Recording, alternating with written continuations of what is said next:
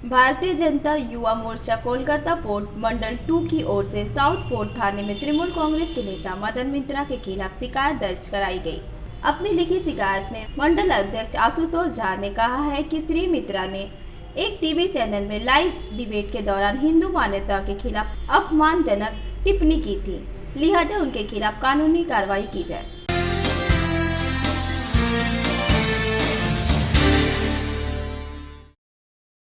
मैं आशुतोष झा, भारतीय जनता युवा मोर्चा कोलकाता पोर्ट मंडल 2 का अध्यक्ष हूँ। बंधुओं, आप लोग देख रहे हैं कि पिछले कुछ दिनों से तृणमूल कांग्रेस के जो भी नेता मंत्री हैं वो बार बार हिंदुओं के धार्मिक भावनाओं पर आघात पहुंचाने का कार्य कर रहे हैं। कुछ ही दिन पहले तृणमूल कांग्रेस के सांसद कल्याण बनर्जी ने एक ऐसा अभद्र टिप्पणी किया था माता सीता को लेकर, जिसमें उन्होंने कहा था कि अगर माता सीता का अपहरण राम भक्त लोग करते तो उनका हाल जो है वो हाथरस के पीड़िता जैसा होता। उसके विरुद्ध भी भारतीय जनता युवा मोर्चा ने साउथ पोर्ट पुलिस स्टेशन में एक एफआईआर कराई थी। उसकी रिसीप्ट कॉपी हमारे पास है और उसके पश्चात उनके ऊपर कोई कार्रवाई तो नहीं हुई, लेकिन तृणमूल कांग्रेस के जो अन्य नेता है उन्हें भी इसको लेकर मनोबल बढ़ गया। वो लोग भी हिंदुओं के धार्मिक भावनाओं से आघात करने का कार्य करने लगे। परसों रात में जी न्यूज़ में एक हो रहे डिबेट के दौरान मदन मित्रा ने अर्जुन सिंह के सामने ये कहा कि जब भगवान परशुराम जो हैं जब आए थे माता सीता के दरबार में, राजा दशरथ के दरबार में, तो माता सीता उनके लिए गौ मांस का पकाई थी, क्योंकि परशुराम भगवान गौ मांस के अलावा कुछ भक्षण नहीं करते थे। इस तरह बार बार जो है हिंदुओं को दिग्भ्रमित करने की कोशिश किया जा रहा है। और जैसे जैसे पश्चिम बंगाल में विधानसभा चुनाव जो है नज़दीक आ रहे हैं, तृणमूल कांग्रेस का जो एंटी हिंदू रवैया है वो बार बार और निखर कर सामने आ रहा है। कुछ ही दिन पहले जय श्री राम के नारे से ममता बनर्जी बौखला गई थी विक्टोरिया मेमोरियल में, और उसके पश्चात मिथिलांचल का, भगवान राम का, माता जानकी का, भगवान दशरथ का, भगवान परशुराम का, इन सब के ऊपर अभद्र टिप्पणी लगातार जो है वो तृणमूल कांग्रेस के नेता मंत्रीगण किए जा रहे हैं। उसके विरुद्ध मैं ये कहना चाहता हूँ कि अभी हम लोग जो है वो लीगल काम के तहत 295 और 153A के ऊपर उनके ऊपर जो है एफआईआर दर्ज करने का काम किया है। लेकिन मुझे नहीं लगता है कि कोलकाता पुलिस जो तृणमूल कांग्रेस के हथकंडे पर चलती है उनके खिलाफ कोई भी एक्शन लेगी। लेकिन अगर इन दोनों नेताओं के खिलाफ और अन्य जो तृणमूल कांग्रेस जो भी एंटी हिंदू काम करते हैं उसके खिलाफ अगर कोई ढंग का एक्शन नहीं लिया गया तो हम लोग आने वाले दिनों में भारतीय जनता पार्टी के बैनर तले और भी बृहद आंदोलन करने को तैयार है। आप जैसा कि देख सकते हैं कि कुछ दिन पहले, 3 दिन पहले जो है ममता बनर्जी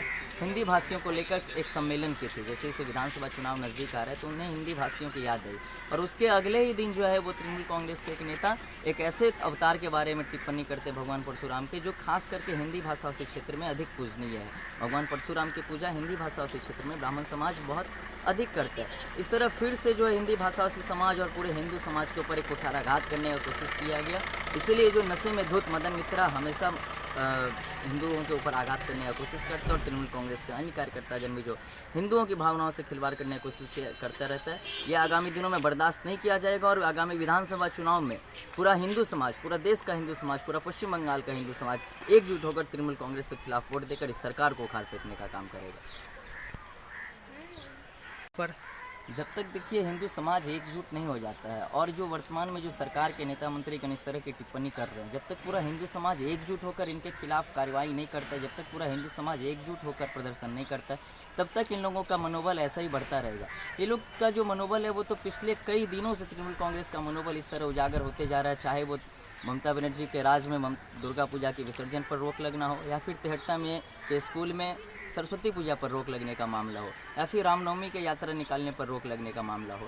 तृणमूल कांग्रेस हमेशा से तुष्टिकरण की राजनीति अपनाई आई है, और वो एक धर्म विशेष को तुष्ट करने में, खुश करने की कोशिश में बार बार हिंदुओं की भावनाओं पर आघात करने का काम करते आ रही है। और जैसे जैसे विधानसभा चुनाव नज़दीक आया है, इनका ये जो हिंदू विरोधी रवैया है वो और खुलकर और निखर कर सामने आ रहा है। इसके लिए मैं अपील करना चाहूँगा पूरे हिंदू समाज से कि आप लोग एकजुट होकर इस सरकार के खिलाफ, ऐसे अराजक नेताओं के खिलाफ आवाज़ उठाएं, ताकि भविष्य में ये हिंदुओं की भावनाओं से खिलवाड़ करने का कोई कुचेष्टा करने का हिम्मत न रखें। मैं ऐसा मानता हूँ कि कल्याण बनर्जी और मदन मित्रा सरीखे नेता को हिंदू बोलना ही नहीं चाहिए, क्योंकि जिन्होंने अपना हिंदू होने का मान, सम्मान और गौरव जो है एक सरकार के हाथों में बेच दिया, एक सरकार के हाथों में समर्पित कर दिया, ऐसे लोगों के अंदर हिंदू कहलाने का ये नहीं है। क्योंकि पश्चिम बंगाल की ज़मीन से ही निकले हुए स्वामी विवेकानंद जी ने कहा था कि आप तब तक हिंदू कहलाने के योग्य नहीं हो जब तक हिंदुत्व शब्द सुनते ही आपके नसों में, आपके रगों में बिजली ना दौड़ जाए।